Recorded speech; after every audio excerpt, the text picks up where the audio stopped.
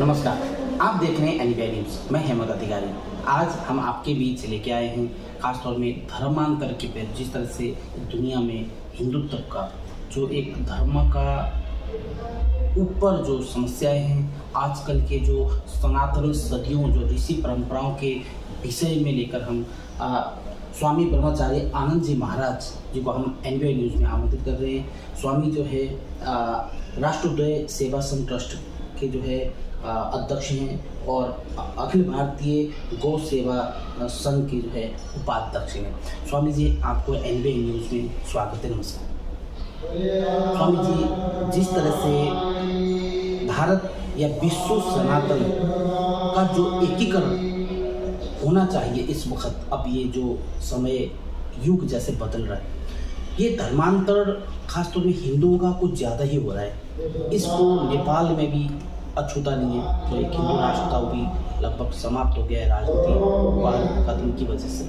तो इसको विषय में लेकर आपको क्या लगता है कि क्या होना चाहिए, और हमारे खासतौर दर्शक जो जितने भी विश्व में सनातनी हिंदू हैं उनके लिए खासतौर ये 2-4 शब्द। देखिए, आपने पहले तो धन्यवाद देता हूँ आपके चैनल को।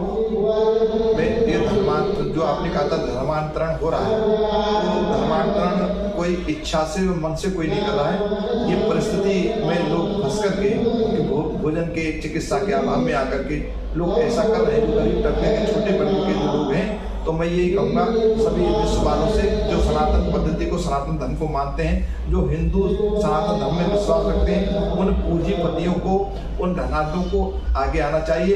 अपने जो अनावश्यक खर्चे हैं उनको कम करके 4 सब्जियों की एक सब्जी से चाहे भोजन करना पड़े, उनके लिए सब्जी और भोजन जो भी सुविधाएं आती हैं, जो हम यूज करते हैं, वो उनके लिए उपलब्ध कराएं, जिससे कि उनकी समस्याओं से जुड़ करके वो अपने धर्म से विमुख रहें। क्या लगता है कि जो एक समाज है, जो पुराना परंपरा था हिंदुत्व का, आर्यों का, वो आज कुछ कहीं ना कहीं परिवार भी कटा सा है, आपस में भाई भाई का मिलाप नहीं है। एक जिस तरह से एक समाज बट रहा है, ये आपस में ना मिलना क्या वजह बना? ये देखिए, केवल एक रूमर है, भ्रम है, ऐसा कहीं नहीं है। कौरव पांडवों के बीच में बहुत लड़ाई चली थी।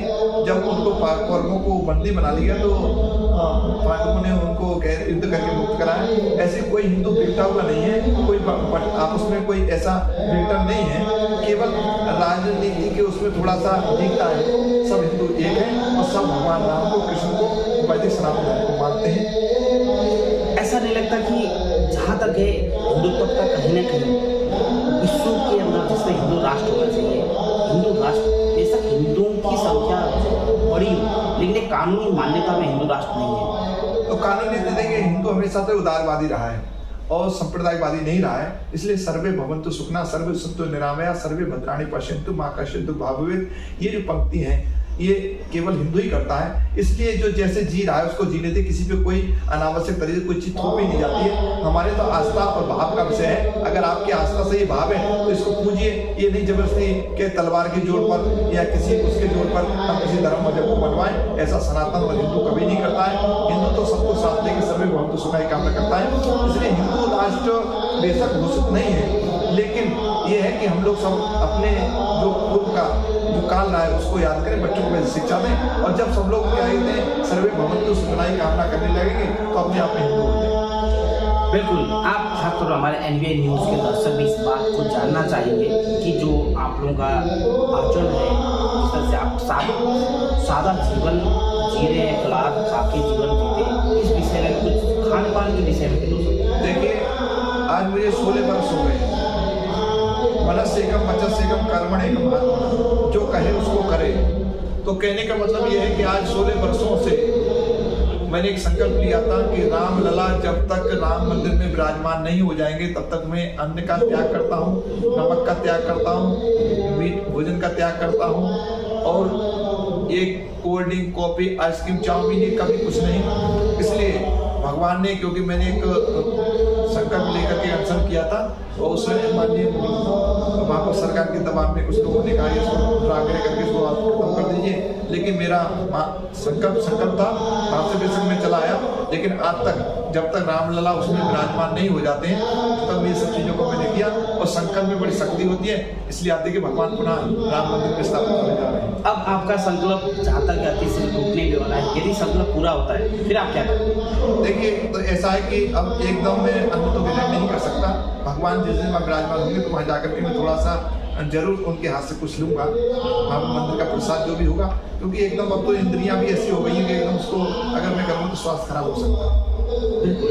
आपको कितने साल अभी आप जैसे बता चुके हैं, 16 कितने साल? हाँ, 2006 से लगा लीजिए, 2006 से मेरा अध्ययन चल रहा है। और देखिए, सबसे बड़ी बात है कि आहार निद्रा व मैथुन च सामान्य में तत्पशुर नारायण धर्मो हितेशा मत को विशेषो धर्मेण पशु समाना। आहार हम भी करते हैं, आहार पशु भी करते हैं, निद्रा हमको भी आती है, पशुओं को भी आती है, वह हमको भी लगता है, पशुओं को भी लगता है। संतान उत्पत्ति हम भी करते हैं, इंसान भी करता है, हमसे मतलब इंसान करता है और पशु भी करते हैं। लेकिन धर्मो हितेशा मत को विशेषो धर्मेण पशु समाना। एक धर्म ऐसा चीज है जो पशुओं में नहीं होता है। पशु जिससे पैदा होता है उसके साथ व्यभिचार करने लगता है, जिससे माँ ने जन्म दिया उसको मारने लगता है, उसको सींग मार देता है, उसको पलट देता है, तो अपने भाई को भी नहीं पहचानता। इसलिए जो पशु वृत्ति वाले जो मजहब व पंथ है, धर्म है, उनको मैं ये संदेश देना चाहूँगा कि भैया आप पशु न बन के इंसान बनो।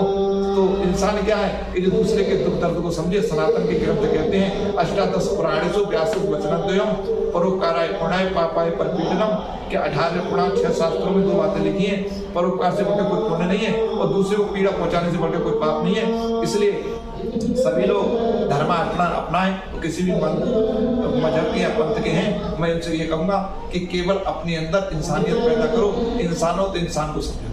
क्या बात है। अभी आपकी जो आपका जो उद्देश्य है, जिस तरह से आपने अभी कहा कि मेरा उद्देश्य है कि जब मेरा राम मंदिर बन जाएगा या रामलला विराजमान होंगे, तो उस उद्देश्य से ही आपने ये बताया किया था या और कोई उद्देश्य? देखिए, उद्देश्य नहीं, जैसे हम लोग जीवन जीने का उद्देश्य कुछ होता है, उसके बीच में मध्य में पूजा अर्चना ये सब चलती रहती है, बहुत से काम होते हैं, तो इसलिए ये उद्देश्य नहीं, ये हमारा एक व्रत था, संकल्प था।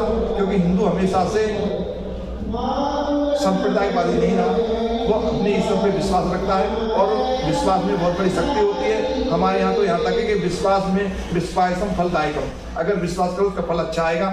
हमारी आस्था थी, हमने भगवान के लिए ऐसा करेंगे। वैसे उस समय का दृष्टिकोण सरकार पे दबाव बनाने वाला था और वो अब एक उसमें आस्था में बदल गया। और ये तक उद्देश्य नहीं, उद्देश्य तो हमारा सनातन धर्म के प्रति उसके सदग्रंथों में जो बताया गया है कि कैसे एक महात्मा के लिए, एक हिंदू के लिए, एक सनातनी एक इंसान के लिए कैसे जीना चाहिए, मैं उसी तरीके से अपना जीवन यापन कर रहा हूँ। तो शास्त्रों संगत जो जीवन जिया जाता है कोई वास्तव में सच्चा हिंदू सनातनी होता है। इसलिए हम लोग अपने धर्म शास्त्र के अनुसार जी रहे हैं, पूजा पाठ करते हैं, अपने जितना होता है उतना परोपकार करते हैं, प्रयास ये करते हैं कि अपने पैर से चींटी भी ना मरे। क्या आप खासतौर पर हमारे एनवी न्यूज़ के आपने समय दिया, तो आप तमाम विश्व में रह रहे खासतौर पर इसी परंपराओं को अपनाने वालों के लिए कुछ? देखिए, सनातन धर्म को अपनाने वालों के लिए मैं एक बात कहूँगा कि सबसे पहले हमको ये समझना पड़ेगा कि वास्तव में हम हिंदू कहते हैं कि हिंदू आचरण को हम अपने जीवन में उतार रहे हैं, नहीं उतार रहे हैं।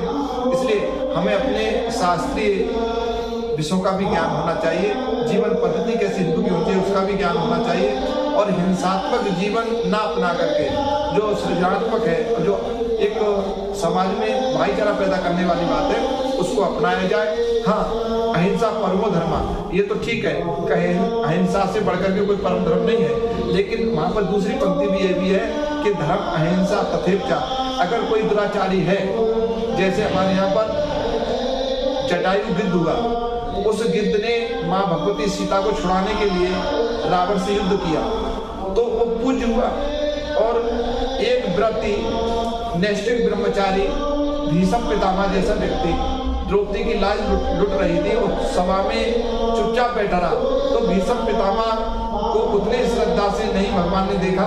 उनका युद्ध क्षेत्र में अर्जुन के द्वारा वध करवाया और उसी जटायु भगवान ने अपनी गोदी में क्या है उसके प्राण निकले और उसको बाकायदा अपने पिता की तरह उसको श्रद्धांजलि और उसको बाकायदा अग्नि और जो भी उसकी मतलब अंत्येष्टि संस्कार किया।